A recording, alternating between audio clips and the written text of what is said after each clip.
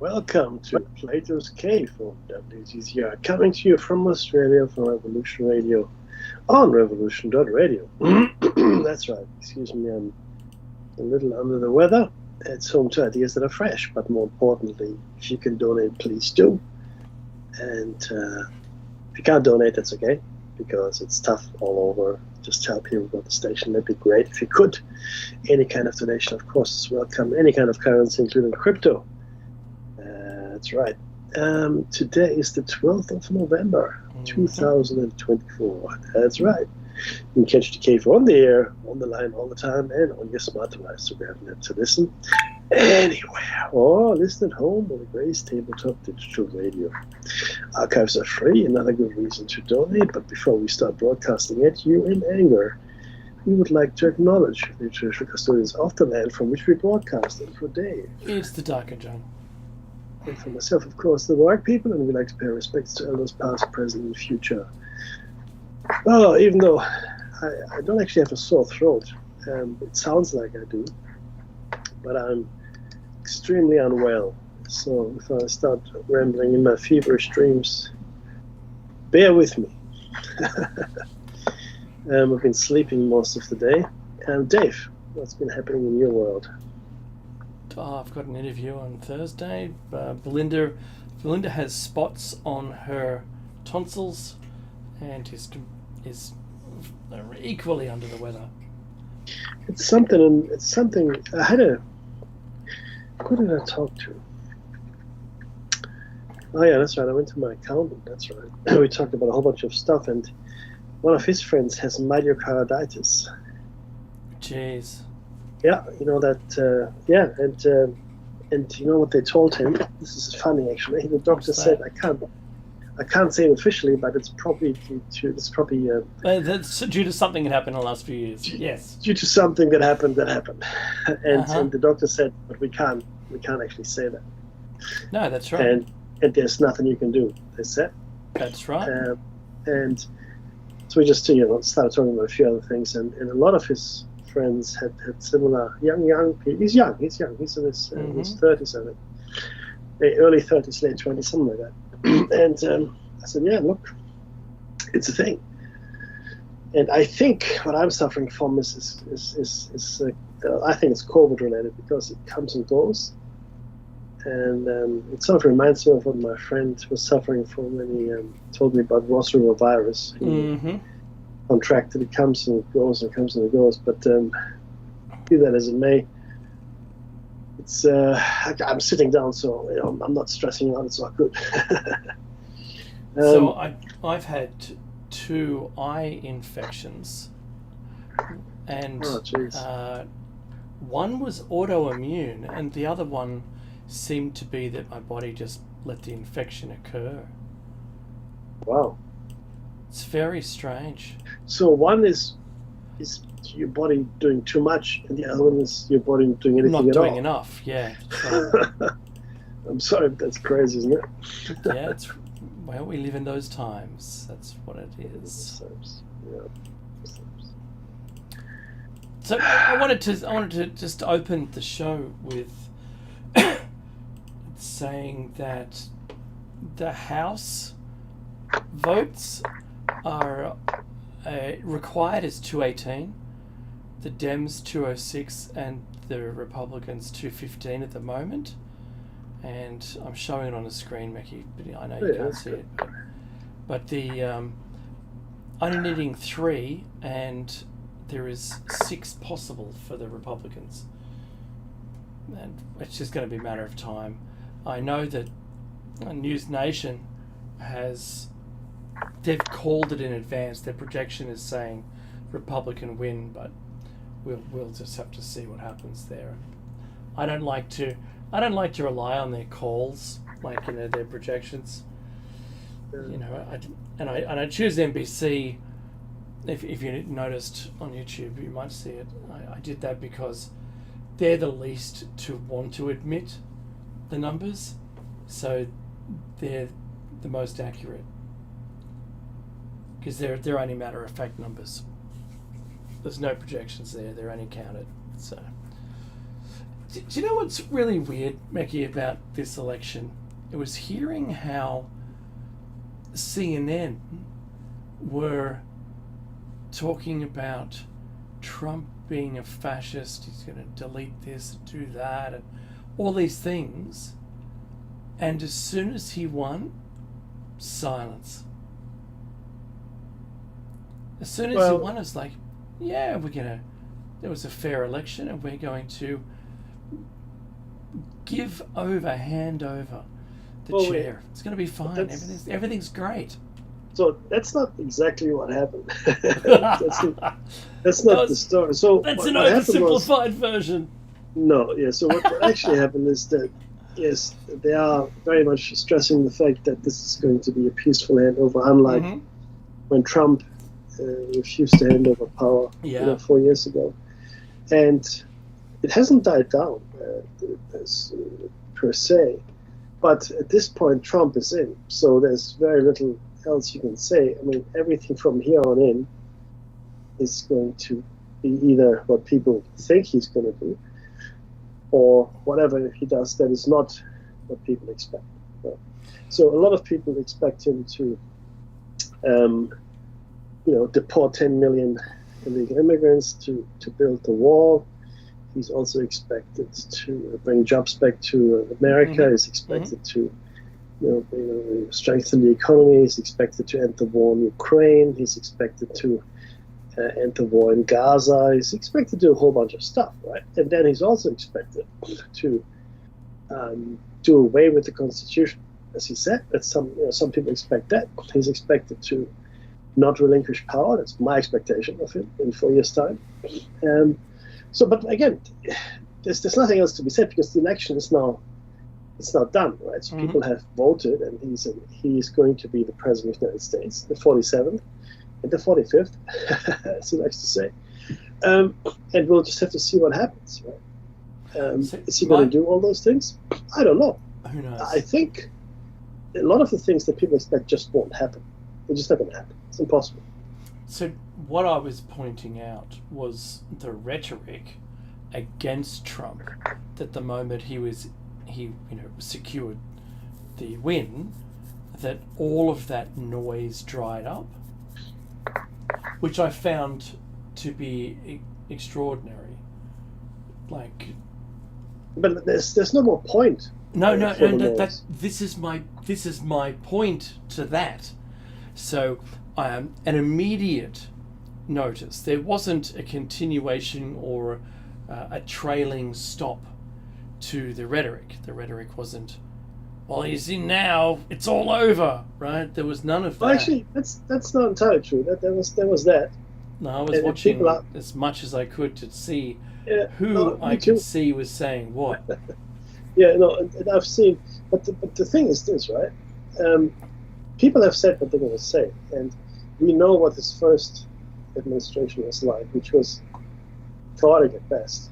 Okay, and people forget that he presided over one of the greatest health scandals in American history. Yeah, right? That's It right. was his hesitation that led to an additional, well, that's not me, that's the Lancet talking about, to an additional 300,000 US citizens that died because he was sitting on his hands during SARS-CoV-2, right? So the people forgot that, right? And fair enough too, but I can tell you, the next 4 years are not going to be what you think they're going to be. I said this before, but when he came first into power 8 years ago, I'm going to say it again now. Whatever you're expecting, it's not going to be that. Okay? So hold on to your seats. So I've heard, this is regular pundits, this isn't the media, these are people with expressing their voices, and they're saying, well, if you didn't know, Joe Biden's still the president, and he could stand down and give the chair to Kamala Harris. I'm not saying it's going to happen. They're not saying that specifically, but they said he wasn't fit enough to run for another 4 years, which is interesting. But I thought it was it's not like a nice gesture. I thought that, you know what, you the media, up until when they called him unfit, was saying how wonderfully fit he was. He was brilliant. Wow, I'd never seen him stronger than that. And then the next day, it just seemed like a coup or something that had happened behind the scenes. And they just, well, you know, clearly it was a result of that debate where he just failed to be able to show, you know, that he could do that. He could, you know, Trump's an interesting character because he can talk for hours, and none of the candidates on the Democrat side could. Just the candidates. I'm sure plenty of people in the Democrat Party can talk for hours on any topic. But I've been watching the breakdown on CNN of what they believed was the problem, and it's very interesting to watch them try to pull it apart. I know that they'd be having meetings. I've seen that over here a lot. I was in one once upon a time, but you know, the state of the Democratic Party right now must be in a mode where they need to repair themselves. What do we need to focus on? They don't see themselves as at all at fault. It's the people. And look, clearly we missed the issues. We missed the point of, you know, why did he win, right? Oh, because, you know, he spoke to the people. Well, no, Our Lady was speaking to the people. Maybe it was something that they just didn't say. What didn't they say? Well, policy, but that doesn't matter. You know, we were speaking to the 12% of the people. The woke, we failed to embody wokeness enough, maybe, I don't know. So I watched a few comedians breaking it down who were Democrat followers, and they put a little sketch together where, you know, so what do we need to do? Oh, we need to add this and remove that, and oh, we need to do this in the future. We need to be a little bit more center, but we can't be too center. We can't be too left. We kind of, oh, what do we do? And they made light of their own dilemma, which was actually finally good to see that they could laugh at themselves. And I think it was taken so seriously and so emotionally connected that all of the exiting speeches that we saw both Harris and Biden say, using specific wording, was to quell that emotional heartbreak. That was I've rewatched them, and I think that was, see, with so much emotional connection, it could have gone a different direction. But I think using just the right words, they were able to put a stop to that. We haven't seen huge protests yet from the Democrats, so hating on the win. I think we need to be very clear about something here.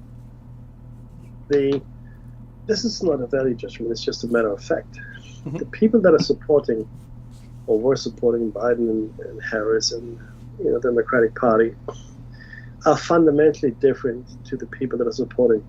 It's not the Democratic Party, it's the Trump Party. Mm-hmm. Right? They're fundamentally different in their approach to, well, pretty much anything. There is a clear divide in the country. It's almost 50-50. Right? And the divide is rural to city, it's college educated, not completely, but mind you, right? I mean, but there is a gulf between the people. And the people in the Democratic Party, you know, these are the anti-gun lobbyists, these are the, women's rights, etc., liberals, etc. So you won't see same kind of thing that you saw when Trump didn't win. It's just not in their DNA. It's not going to happen that way, right? And that's the fundamental difference between the two. I'm not saying, it's this or it's that. But it is what it is. And we can't deny the fact that it is what it is. And Oh no, I was waiting for that lady to come back. what lady? Protesting in the street. The one who defecated on the picture of Trump. Yeah, one lady does not a movement make. So. Oh, she was in a crowd of thousands. That's what. Yeah, but this is what I'm how saying. many people? How many people were defecating? The one that they put on television, yeah. One. My. So look, I mean, that's my point. Is I think the right wording was used.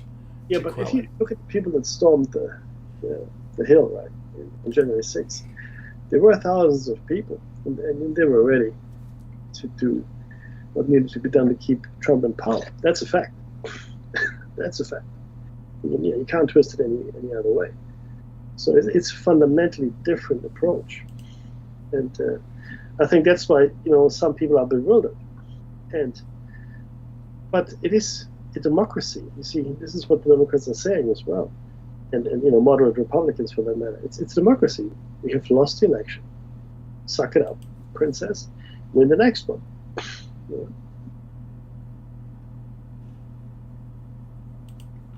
That's entirely true.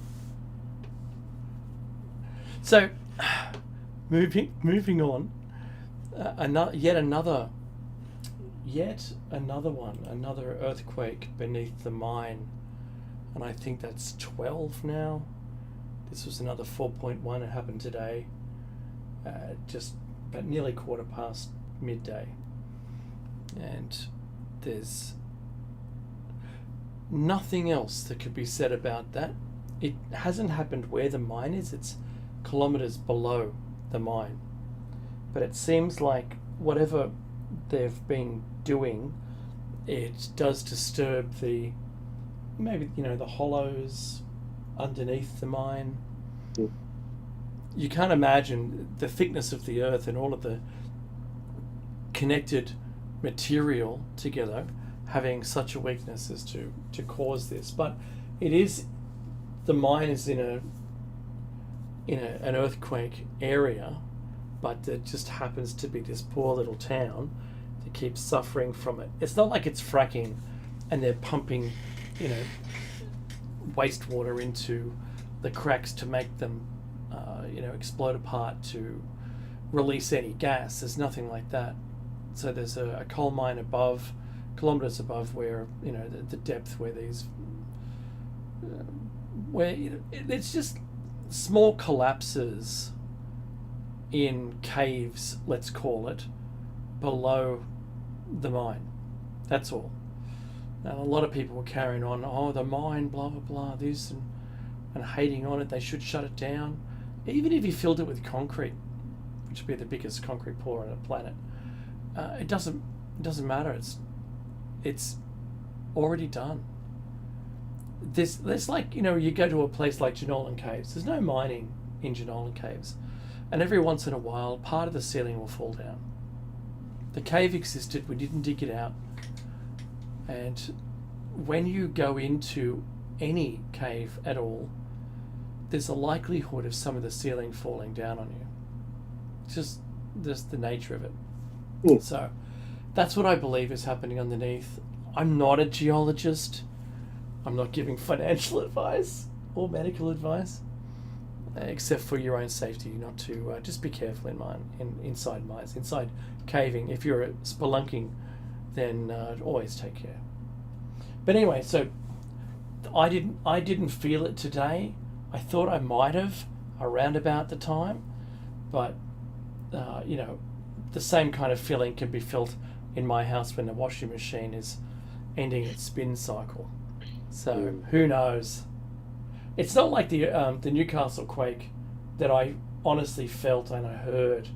I was sitting in a flat third story flat, and I could hear it. It felt like a fully laden dump truck was reversing towards me, and I was on the ground. When you can feel like the weight of the vehicle. Mm-hmm. That's what the Newcastle one felt like, but this one, no, I don't know. didn't feel it, to be honest. It reached down to you, but if you would, did you feel anything? I can't say I did. No. But if you were resting up today, and maybe you were still and awake at the time, you might have felt something, minimal as it was. If you have a fish tank, you'd be able to see it. I know. Maybe Yeah, no, visually. I used to. Yeah. I've always wanted to keep fish. They're very relaxing. Get them back again when I get old.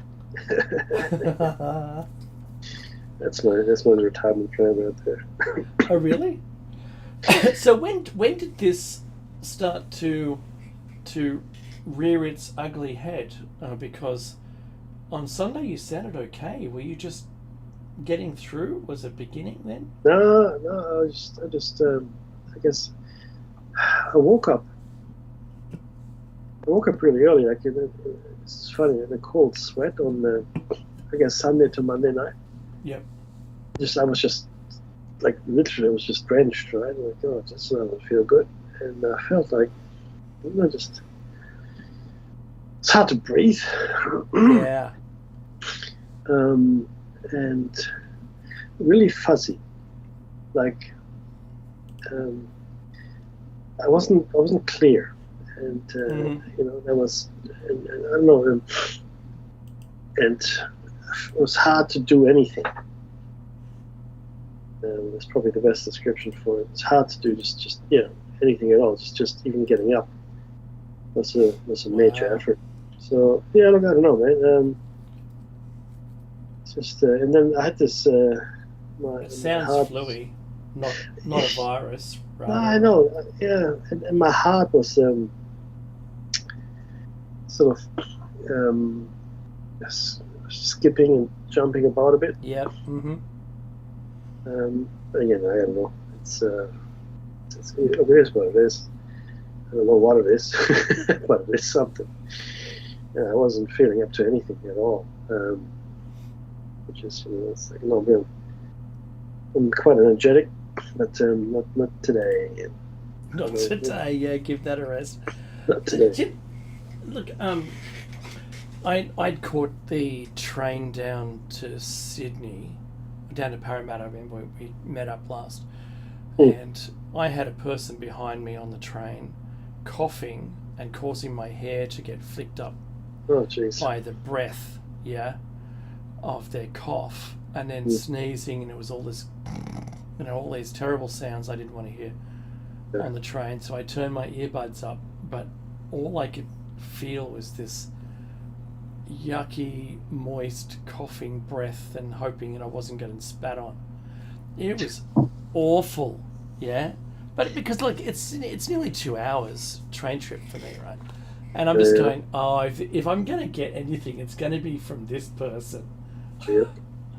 You know how you don't, you try to avoid it. I know, and you're twisting your body this way and that way. Yeah, and thinking, if I get the clear air out of the aircon vent, maybe I'm only going to be breathing that in. Yeah. I really detest public transport. I can't stand it for that, because you do everything in your power to avoid it. But there's always someone, isn't there? There's always someone that this person just doesn't care. Yeah, they just don't care. No. It's like that employee that says, "Oh, I've never been sick." No, you've been sick. You just decided to make everybody else sick as well. Yeah, I just soldier on. I just come into work. Why? Hate those people. You're making everyone else sick. Just go home. In fact, wake up and decide you're not going to go in today. But then I'll break my perfect record. Perfect record. What perfect record? Attendance record. It's like the third grade. You want a teacher's award? Are we looking for you? Seriously? That's funny. It is, because my kids are worried about attendance because they get to have breakfast with the principal and they're okay, I get it, that's fine. But when you're an adult, those worries shouldn't really be yours anymore. It's like, it's like oh, what do I know? I know nothing. I know nothing. Oh goodness! And hey, I don't want to repeat myself. I hate really repeating myself. And there's more and more on free speech banding around the internet. It's bouncing around like a Super Bowl, if you remember those when you were a kid.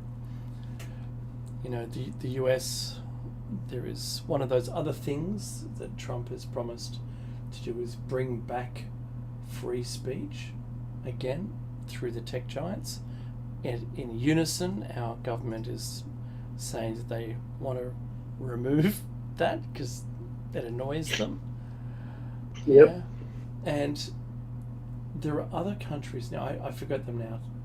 Right now, I'm so tired. All I want to go do is go to sleep. I got to get up at like 5:30 in the morning. But yeah. But there are countries in the world now looking at what's occurring in England and the position in the US that's now being, advertised as it's coming. We're going to bring it back.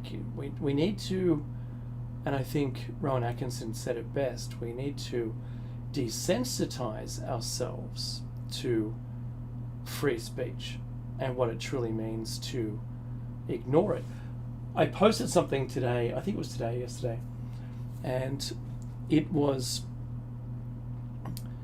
commenting on a post on Facebook because you are driven to, because you hate it, and I'm paraphrasing, is the same as intentionally stepping on dog feces rather than walk around it. Because you let it get to you. You did it intentionally. You're a drama tourist and then get upset about it. And if you can't avoid it willingly, because that's what you can do online, you just, I don't like that, just move on. That's it, done. That was easy.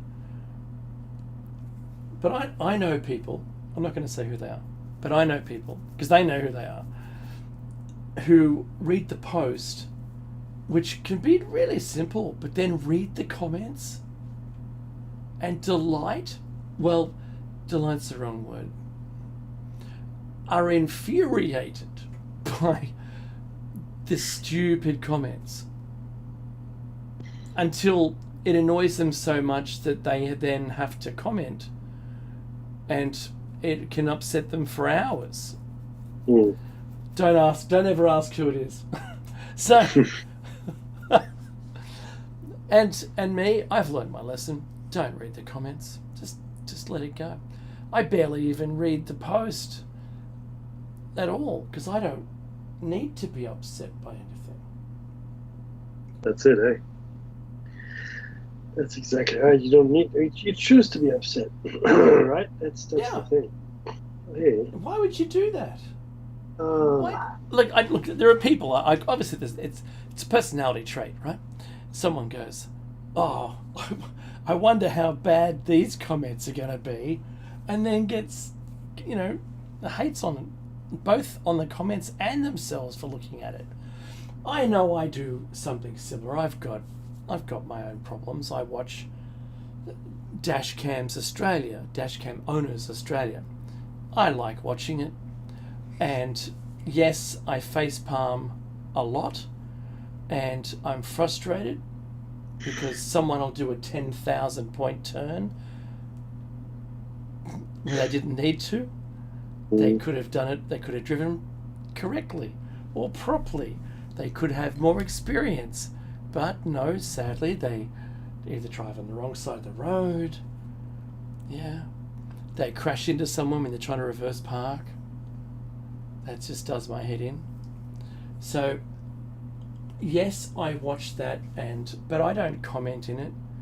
I watch it because it's maybe like going to the movies and being entertained by the director's vision and how just before, and they do this perfectly, just before the credits roll and you're about to leave, they put the saddest scene in the movie. It could be a happy sad. tears are streaming down your face. It's so beautiful, right? And then you've got to walk out of the cinema because the lights come on. Mm-hmm. Thank you. Couldn't you have put that at the beginning? So the tears are all dried up. Everyone looks happy when they leave, and you see all these mopey clowns leaving the cinema, tears streaming down their face, and they can't really talk to each other because they don't want to give away to the crowd that are waiting in the queue to go back in. You know, if they were all full of joy, is his father. He really is his father. That's right. What? Really? Yeah. That didn't happen. That was Empire Strikes Back. I loved that. So yes, I know what I do have a little part of me that does enjoy the driving stupidity, but usually it doesn't even rile me. I don't get all heated up and I storm out of the room stomping, hating the planet. Right? No, it's just a great thing to avoid. Recognize the stupidity and avoid it on the road. Otherwise, you can get wound up into it. 100%. We are. See, the thing is, a lot of us lack real content in our lives. That sounds terrible, but the truth is, we get caught up in the drama of others because we don't have any real life that we live. I mean, if you had a hard time, that's completely not true for you, right? But if Soap you are, operas. Mm-hmm. yeah, 100%. But if you're just like the 9-to-5 person that has a steady job, is lucky enough to do all that, but you don't have to worry about where the money's coming from tomorrow, and your life is just. I mean, it's not exciting, it's not interesting, but your life is just sort of unspooling in a way, And if that happens, then you do crave this excitement, I guess, this extra, whatever you might have, right? Whatever you call it. And it is that causes, in my opinion, road rage, where it's not necessary to have road rage, but because you have nothing else in your life, that's what you have. That's what you go for, right? And Yeah. And you seek the drama, and you seek the excitement. That's why you like the Kardashians, because you think, oh my God, this is so cool, right? It's not. Okay, but but you don't know any better, and you have lost true passion in your life. And I think that actually affects people really badly. The inability to have passion. Very few people are passionate anymore. I mean, really passionate about things. Really, oh my God, I really love to do this, or I love to do that, because we've given that up. Not everybody. I mean, people have hobbies, don't get me wrong, right? And I know you love driving, and Yeah. engaging in that motor racing kind of stuff. That's awesome, right? A lot of people don't have that. A lot of people they're lacking that, and they know they're lacking something, and the religion used to fill it in the olden days, right? Yeah.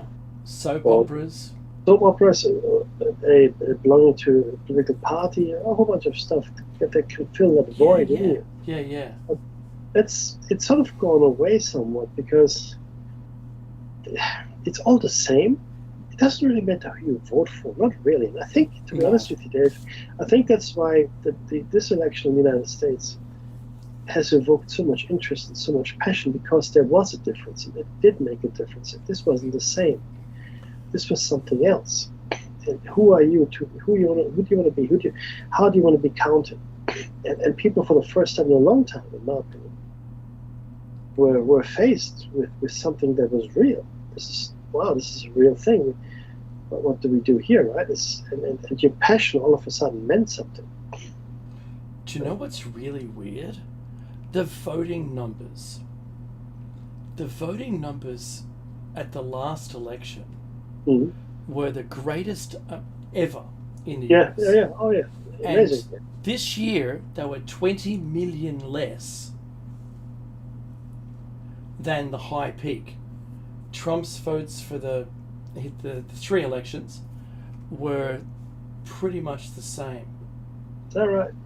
And it was the Democrats one that had such a huge spike, and then this, you could call it comparatively to the last two to be woeful.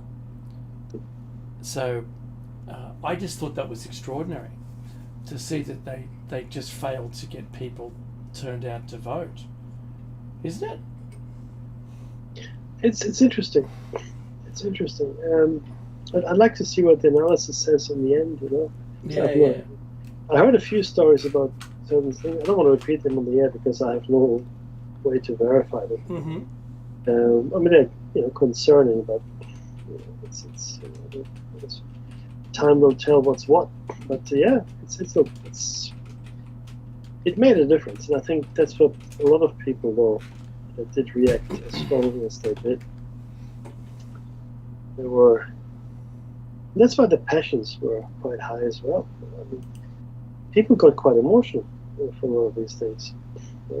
But you have to ask yourself, is this a real emotion, or is this some kind of surrogate where like we talked about this, people that go on Facebook and rant for whatever, something, and all of a sudden then it's over 10 minutes, 20 minutes, and you do something else. Was it this, or was it real? Yeah.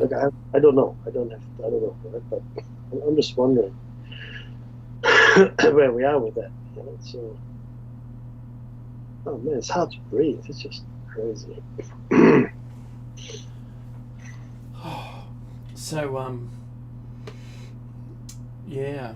Look, we're coming into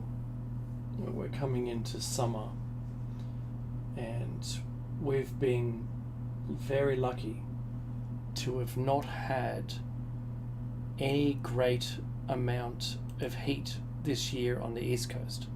But yet, We have a lot of days where we have like a southeasterly breeze bringing more moist air onto the continent, and being East Coasters, it has a great effect on us. We're quite lucky, but South Australia, Western Australia, and the northwest specifically are in a heat wave, and I think this weekend the Adelaide V8 supercars it's going to be extremely hot. They're going to be in a heat wave there, but I was listening to a person today on the ABC talking about the history of weather in Sydney, and they were agreeing that we had a drier than normal this year winter, drier than average, but spring has been wetter than normal. So normally it's the dry season for us going into summer, and we have in August and September we have the most amount of static electricity because it's dry air, and we haven't had that. We missed it entirely. It's quite wet. So they were talking that if you ask anyone in Gen X, they'll remember the road melting and sticking to your feet, and that it was entirely hot. And it happened. It did happen. But the sky was bluer, we had less clouds, and this person from the Bureau was like, well, yes and no. It didn't happen as much as we believe it did, but it did happen. Although the last number of years, in the last 20 years have been the hottest in the last 100, and reminding us that the change means there's more moisture in the air. So blah, blah, blah. And we're defending the position of climate change. That's what they were doing for the most part. But reminding us that our memory of these small events that occurred weren't the norm. These were standouts. Like this one guy who's like, I remember I couldn't stand the concrete. I hosed it and steam came up and then I could stand on it. I had to cool it down to stand on it. Hmm. I remember thongs, the toe bit could come out if your thongs stuck to the bitumen as you were Yeah. walking. Yeah? People have these memories. I remember sharing at one time. It was so hot.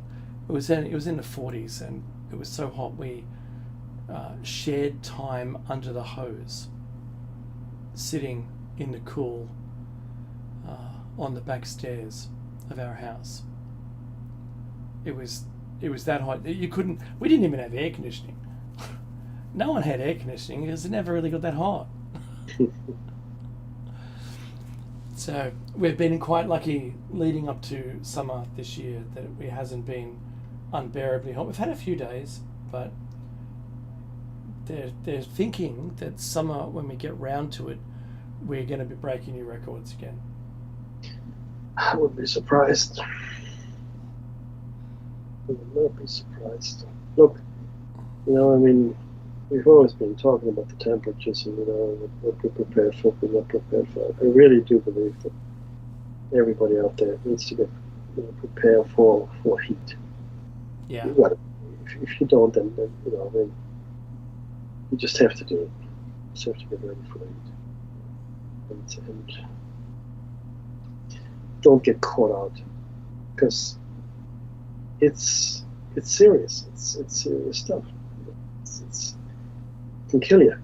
That's the truth. Especially you get elderly or young children.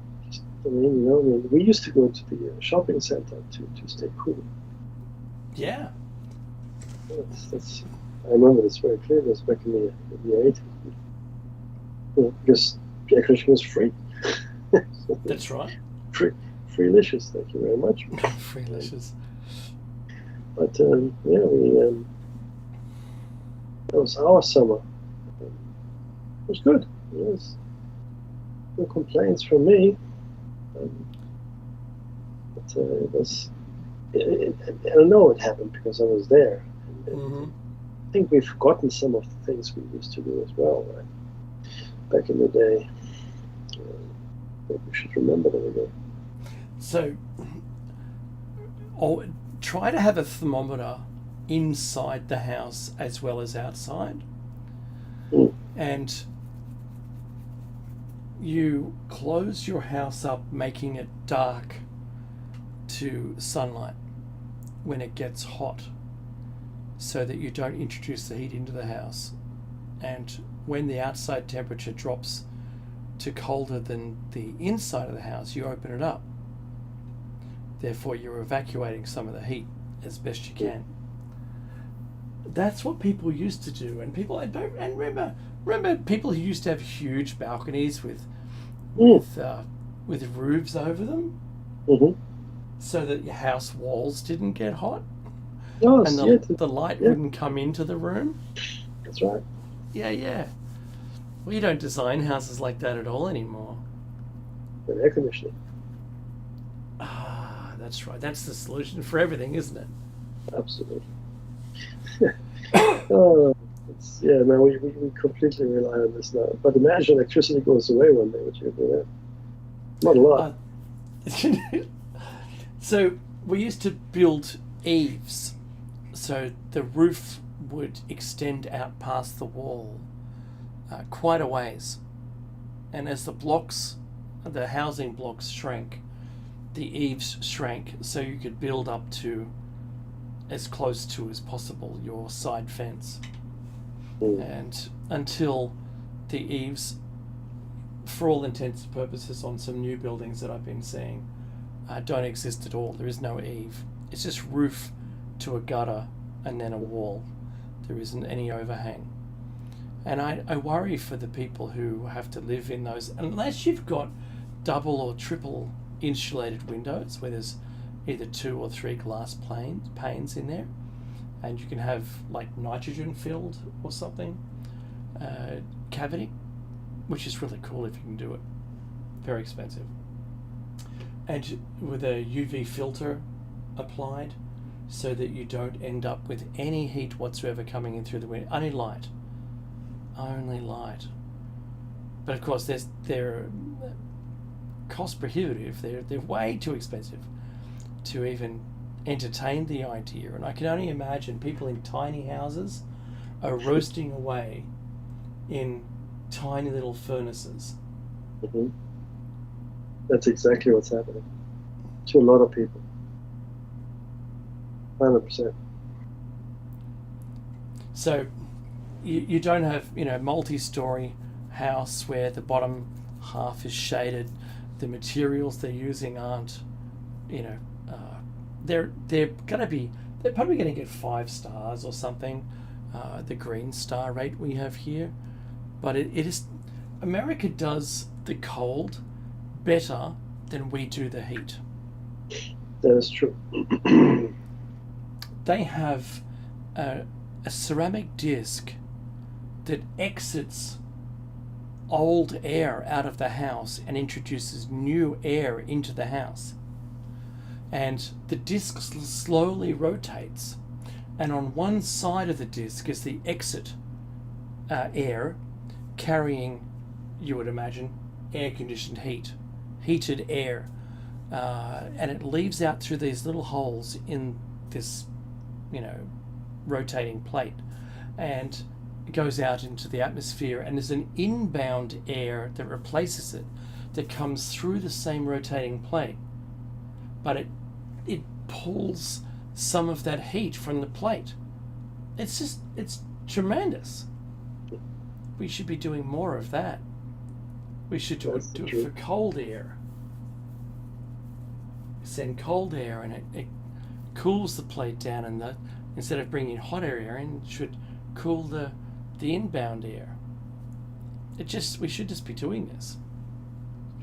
But sadly, we believe that the designs we have on the blocks we have are there purely for money and not for the long-term use of the property. Yeah. I was only reminded of this the other day because I was trolling around Queensland looking at the old Queenslander buildings that are 150 years old, all made of wood, raised off the ground, and big huge balconies, and wrap round, go right round the entire building, and all the windows are permanently in shade. Oh, just tremendous. And that's without air conditioning. And I remember, Mickey, my grandmother told me when we grew up, we didn't have a fridge. You see, you went down to ground level, so subterranean, and in the basement there was like wet tea towels over the thing you wanted to keep cool. Mm-hmm. And a slight amount of air movement was enough to keep it cold enough. It's like, you what? I mean, how long did milk last? Oh, a day or two. Fresh was always better back then. Fresh that's right. It's a thing. Oh man, struggling, but it was. Only got a few minutes left, man. Yeah. Well, this is the first show that I haven't coughed for 2 weeks. Nice. Well done. Yeah, it's all me. That's right. Well, it is you. It's your body's ability to heal or not heal, as the case may be. So it's good stuff. Oh man, I don't know if we are going to survive any of this, to be honest with you, but they really hit the number on us. I'll tell you that. The number. Well, we'll have to see. We'll have to see. I still haven't seen anything tremendous coming from that natural gas creation guy, where you can just create natural gas at home.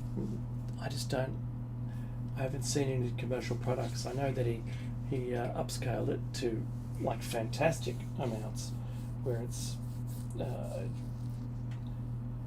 it's enough to run a number of houses. I know that where was it? They dig a pit. I think it's in Africa. They dig a pit and and seal the top, and you put your your herbivores' feces in there. Say your cow or your donkey or your horse or whatever you've got, goats, and you put that in the bottom, and then you seal it up, and the pipe that comes out the top, you can burn the methane, which is really cool because the bacteria is still producing methane, right? Yeah. That's pretty good, and you've got enough to at least cook a meal off it.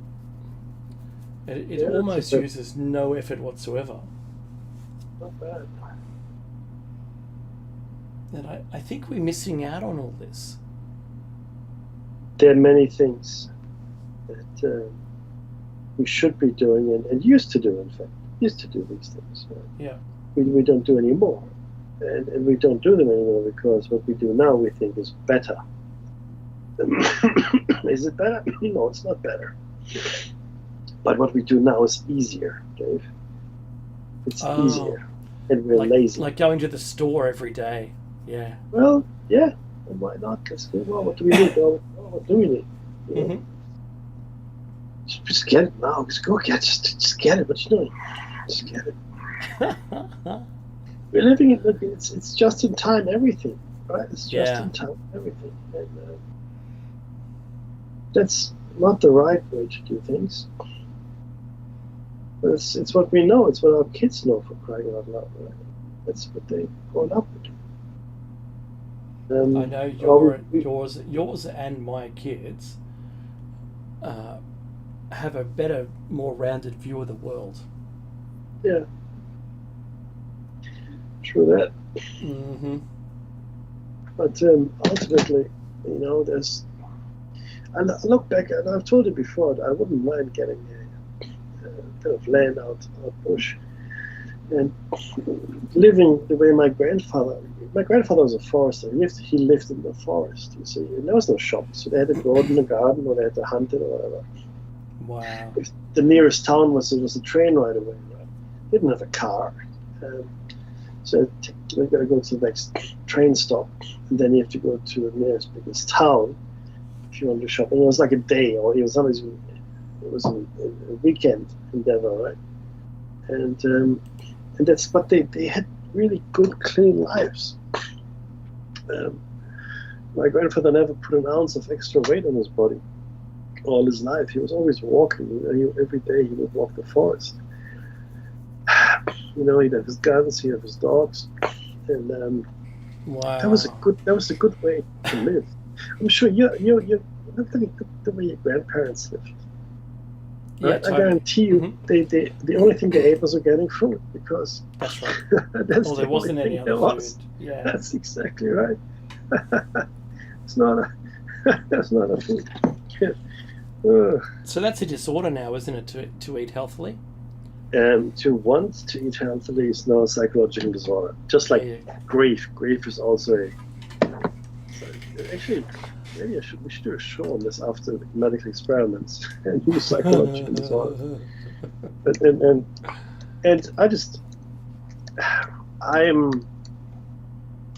I'm lost sometimes when I look at the world and I'm thinking all the stuff that's going on. One thing that is good is to get kids off social media. Yeah. I think that is great. That is really, really great. But 1 minute. Oh, jeez, yeah. Hey, look, thank you so much for spending your morning with us. I do apologize. I'm a bit long in the tooth today. Hopefully, I'm a bit better tomorrow. Hopefully, I'm right again on Thursday for our show. This has been Plato's Cave. Be safe, be healthy, be well, and don't go anywhere. Something's going to come up. But most of all, Dave, be safe.